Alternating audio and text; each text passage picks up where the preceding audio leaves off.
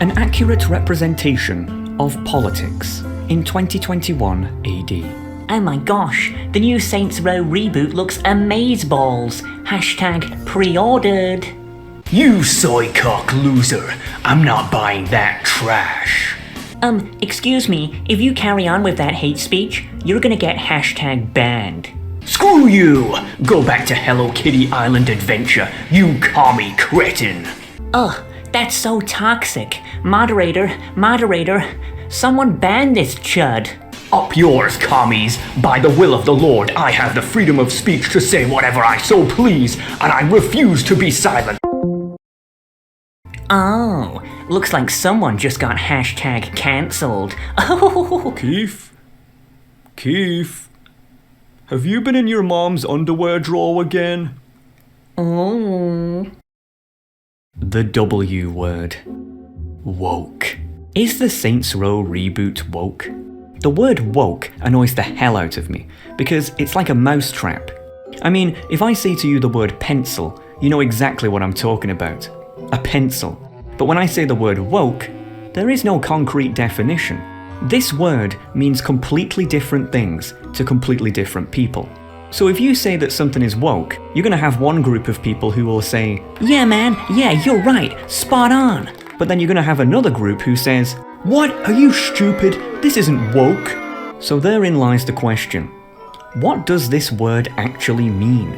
Well folks, you were the one who made the unfortunate decision to click on a video titled "Let's Get Political," so let's get political. Back in the 1990s, as a relatively new form of entertainment, video games were under some heavy scrutiny in the mainstream media back then. You had people like Jack Thompson who would go on TV and claim that video games were training the youth into becoming mass murderers. Heck, forget the 1990s, even so far as 2008. Just after the release of Saints Row 2, the New York Police Department union boss Patrick Lynch criticized the game, stating that these horrible and violent video games desensitize young people to violence while encouraging depravity, immorality, while glorifying criminal behavior. The people who held such fears were typically conservatives, whereby those who were more liberally minded dismissed such claims, stating that video games weren't the earth-ending threat they were made out to be. And they were right. Conservatives of the time made themselves look foolish and out of date, whereas the liberals looked ahead of their time, and most of all, correct. Fast forward a few years later, and video games have surpassed music and movies as being the most popular and profitable form of entertainment. In addition, many studies have shown that video games don't in fact make people more prone to violence, but less. But that's not the only thing that's changed, because today, it's not conservatives who are the ones demonizing gamers, but the ones who call themselves liberals. In the 1990s, it was conservatives who said that gamers were violent and immoral. But in the 2020s, it's these so-called liberals who state that gamers are angry and racist. Jesus Christ. So what the hell happened? I've been on the internet since the good old days of Windows XP, and if there's one thing that arguing with people on the internet teaches you, it's that some people are not the sharpest tools in the shed, shall we say. I mean seriously, Jesus himself could come back tomorrow, cure every disease, and solve world hunger. And you know there would still be some guy who says, "Well, what took him so long?" But you know, unlike most people, I don't like to engage in the online equivalent of a poop-slinging competition. Instead, I often like to try to understand my opponents and see things from their point of view. Now, if you know me, you'll know that I absolutely despise what I've seen thus far of the Saints Row reboot. However, there are also some people who seem to like it. And being an open-minded individual, if I don't understand why someone feels a certain way, well, I want to try and find out. So, I decided to launch a little investigation. For those who don't know r/Saints Row, it's a small forum on the website known as Reddit. For those who don't know Reddit, man do I envy you. The best way to describe Reddit is, imagine the world's largest lunatic asylum. Is it normal to like the thought of my wife sleeping with other men? I think I'm in love with my sister. Should I tell her? Is it okay to still wet the bed at 22? Browsing Reddit is kind of like walking through some sort of human zoo. Just the absolute bottom of the barrel that humanity has to offer, on full display. But despite Reddit as a whole being the backside of the internet, there are still some small nuggets of bliss on the site, such as r/Saints Row. I've been a browser of r/Saints Row for quite a while, occasionally lurking to see if there was any news on one of my favourite franchises of all time. Prior to the reboot, r/Saints Row was pretty quiet, but also close and tight-knit. It just served as a place to post some memes or spark a discussion. It was cool, friendly, chill, relaxing. Everything you'd want from a small online forum. That was, until the reboot was announced. We all know that the reaction to the reboot bombed. Fans, myself included, weren't happy. And on the day of the announcement, even despite a huge amount of mod censorship, r/Saints Row also accurately reflected such feelings of disappointment. But as time started to pass, I couldn't help but notice that this subreddit slowly started to transform. In mere days, r/Saints Row went from feeling disappointed and betrayed with the reboot to being unbelievably supportive and massively defensive about it. And I just couldn't figure out why. I mean, nothing had changed. The game was still Chess Club Simulator 2022. Was this, as the youth like to say, copium? Throughout this investigation, fueled by the raw power of Doritos and Mountain Dew, I read hundreds of posts by defenders of the reboot, so you don't have to. And after slowly losing what little remains of my sanity, I noticed something quite peculiar. So there I was, at 2 o'clock in the morning, browsing the Saints Row subreddit, when all of a sudden, I came across a surprise. Wow, I'm so surprised. Lo and behold, some cool dude had posted one of my productions there. I wonder what the completely logical and highly intelligent people of Reddit had to say about it, said I. Lol, gods, this guy is annoying. I make cringe videos in my mommy's basement while pretending to have a mansion, but I'm gonna single-handedly take on the whole gaming industry and force them to make the games I want. Boycott this game, everyone. All 200 of you, my loyal followers. Hey, it's 1,000 now. Well, lucky me then, as this individual here is clearly an ardent defender of the reboot. So, maybe we should take a look at some of their posts in an attempt to educate ourselves on why it is they like it. Because, hey folks, who knows? Maybe they could have a point, right?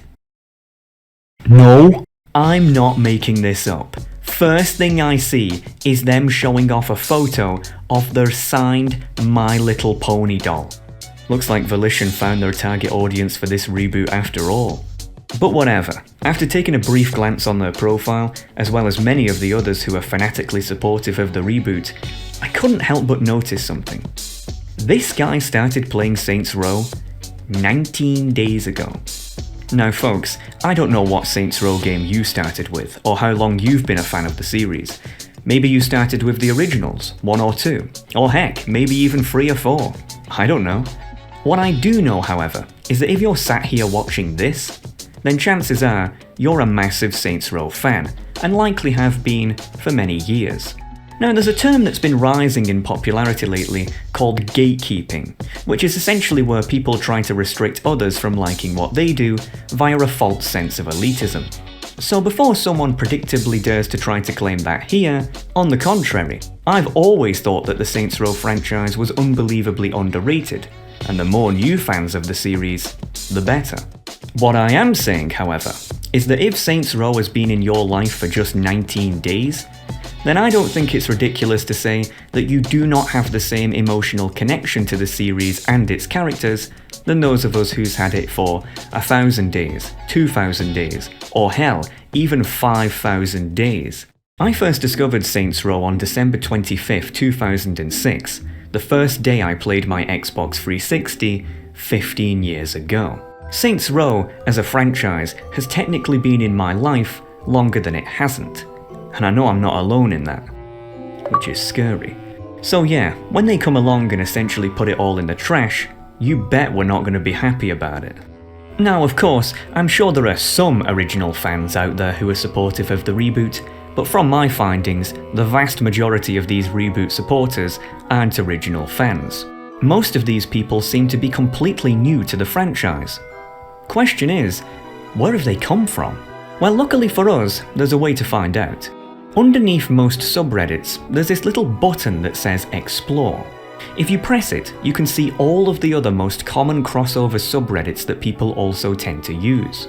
Not too surprisingly, the users of r/Saints Row also tend to browse places like r/GTA Online, r/Gaming, r/Watch Dogs, r/GTA, you know, other similar types of games. But do you know what the #1 subreddit crossover for r/Saints Row actually is? r/Gaming Circle Jerk.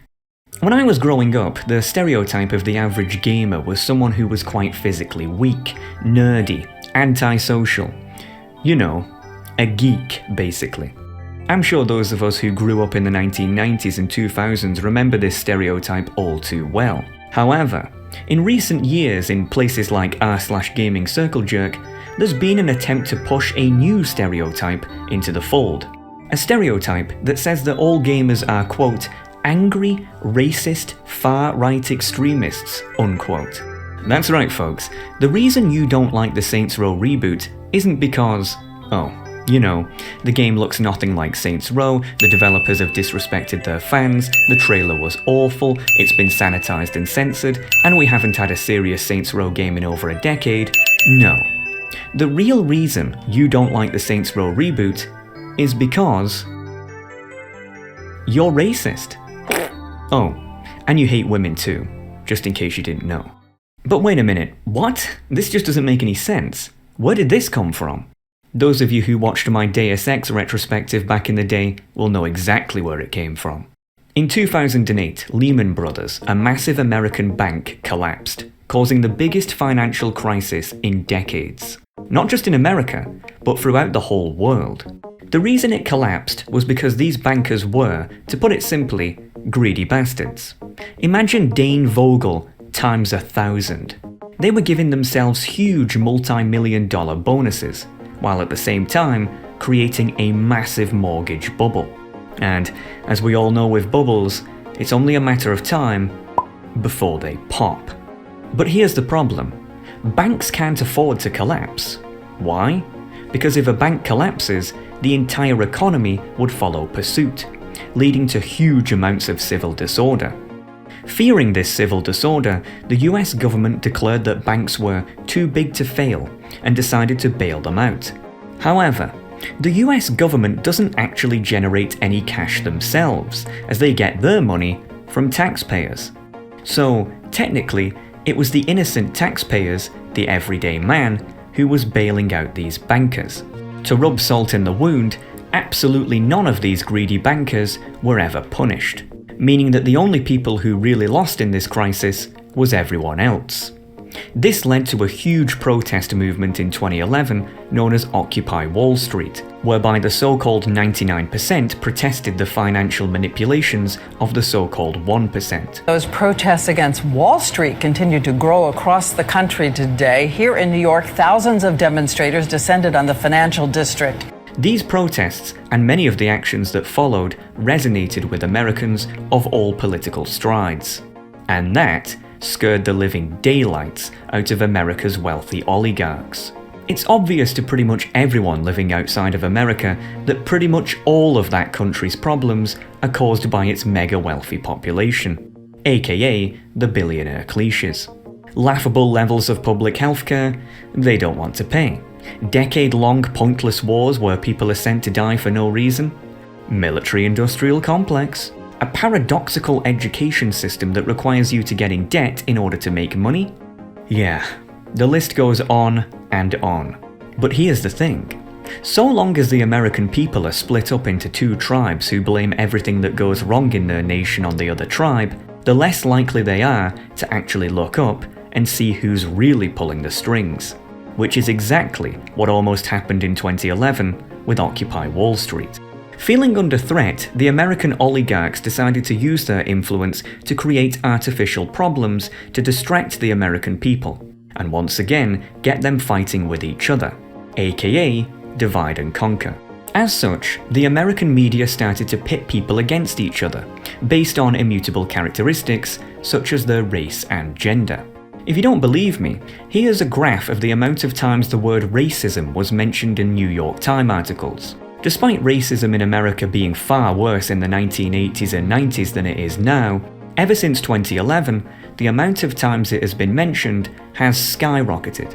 The same goes for mentions of political correctness and many other divisive terms. It's clear to anyone with half a brain that for the last 10 years, the American people have been under some serious psychological manipulation, as perhaps best evidenced by the fact that, in their desperation, their tribes chose to elect an ex-TV show host and a man who doesn't even know he's still alive to lead their country, despite it being blatantly obvious that both of these men were surely not the greatest statesmen that America had to offer. And that, ladies and gentlemen, is what wokeism is. It's the artificial personification of such divide and conquer tactics manifesting itself in a tangible form. The people who fall victim to this ideology identify themselves as liberals, but they are anything but. They've taken the noble ideology of liberalism and inverted it. They claim to be against racism, but are the most racist people on the planet. They claim to be against sexism, but blame everything on one gender. They claim to be fighting for your freedom, but in reality want to take it all away. That's why, by the way, the only people who tend to believe in this crap are college students, as anyone with even a bit of life experience would see through this hateful, hypocritical ideology like glass. They aren't liberal, they aren't conservative, they're something else. It's like if you took the worst aspects of the left, being their obsession with identity politics, and the worst aspects of the right, being their corporate ass-kissery, and put them in a blender. This is the ideology you would get. And I keep saying that this is an American problem, but that's only because it's in America whereby this cult is at its most prominent. Make no mistake, it has certainly slowly started exporting itself to other Western nations, including mine. French President Emmanuel Macron recently came out and said that imported American far-leftism is one of the biggest threats to the stability of France. Jesus Christ, man, I wasn't expecting this level of political analysis from a Saints Row video. I thought I'd get some cool Johnny Gat memes or something like that. Instead, now I have an existential crisis. You think I want to be sat here talking about Wall Street? Hell no. Frankly, I'd rather make a video called A Brief History of Johnny Gat's Frosted Tips than this. Sadly, however, politics is just one of those things where if you ignore it for too long, you end up getting screwed over. And that's exactly what's been happening lately. So, what about the Saints Row reboot? Is this woke? The mere fact that r/Saints Row has been essentially taken over by a political group, while a huge number of the original fans call it out as woke by default, clearly shows that this game has some relevancy in this culture war phenomenon. Because this wokist cult is totalitarian in nature, anything that doesn't fit into its narrow mold must be destroyed. Whether it's TV shows, movies, or of course, games. Naturally, many gamers don't tend to appreciate having their games sanitized in order to appease some outlandish agenda.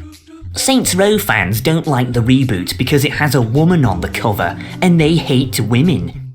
Or because 95% of Saints Row players are men and see it for what it really is, a tokenistic gesture to appease said cult. The FB lady had to be toned down as to not be objectified. But with the men? Oh yeah, keep that shirt off, Kevin. Oh yeah, Kevin. Oh yeah, Kevin. Gamers can typically see through such hypocrisy like glass, and that makes them a threat. Hence, why such false stereotypes have to be perpetuated via propaganda. The idea that gamers, in general, have bigoted attitudes can easily be debunked. The daddy of the Saints Row series is often considered to be Rockstar Games' Grand Theft Auto San Andreas. In this game, you play as an African-American man, Carl Johnson, who is constantly being harassed by a corrupt rogue wing of the local police department, while being engaged in a never-ending gang war that's being spurred on by said department. Grand Theft Auto San Andreas doesn't exactly have the most conservative storyline, to say the least. Officer Pulaski thinks you're trying to screw with us, Carl. Now you get this straight. We own you. You're ours. We can shit on you from such a height, you'll think God himself has crapped on you. So then, when this game came out in 2004, back when America was a much more conservative nation, this game must have been panned, right? It must have sold very poorly and just been dismissed as woke. After all, that's what these so-called racist gamers would think, right? No. San Andreas was the most sold game on the PS2 and received universal acclaim from both critics and players alike. In fact, still to this day, it is considered to be one of the greatest games of all time.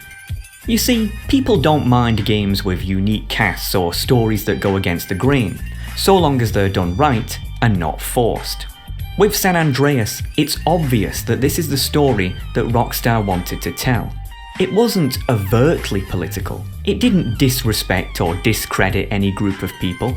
It was real, it was interesting, and it was hella fun. But if you look at games like The Last of Us Part 2 or Battlefield 5, and you don't see a blatant problem with them, then I have news for you. You are the problem, either by feigning ignorance as to not stir up controversy like a coward, or by truly being completely inept. These are games that are blatantly trying to promote an agenda, and not intelligently either. San Andreas and many of the early Saints Row games constantly made subtle political jabs. However, the key word there is subtle. Political jabs are like a fart in a field. If you don't like it, you can just go in a different direction and carry on enjoying your day. Wokeness is kind of like a fart in a lift. There's no escaping it. What people don't like is having their favourite franchises hijacked and transmogrified beyond belief in order to appease a cult. Unfortunately, American corporations are under the illusion that by catering to this vocal minority, and yes, they are a vocal minority, that they will somehow make more cash. However, if past attempts are anything to go by, this very rarely, if ever, is the case. If people don't like games such as the Saints Row Reboot being accused of being so-called woke, then perhaps the believers of such an ideology should cease trying to cram it into every possible medium they can, as well as taking over communities in which they previously had no care of, like some sort of parasite. I predict that, much like the censorious conservatives of the 1990s, in many decades from now, these wokeists will be remembered in a similar vein. If anything, this situation only showcases that all political ideologies, if taken to their logical extremes, have the potential to devolve into becoming totalitarian in nature. And, as we all know, totalitarianism is the #1 enemy of art.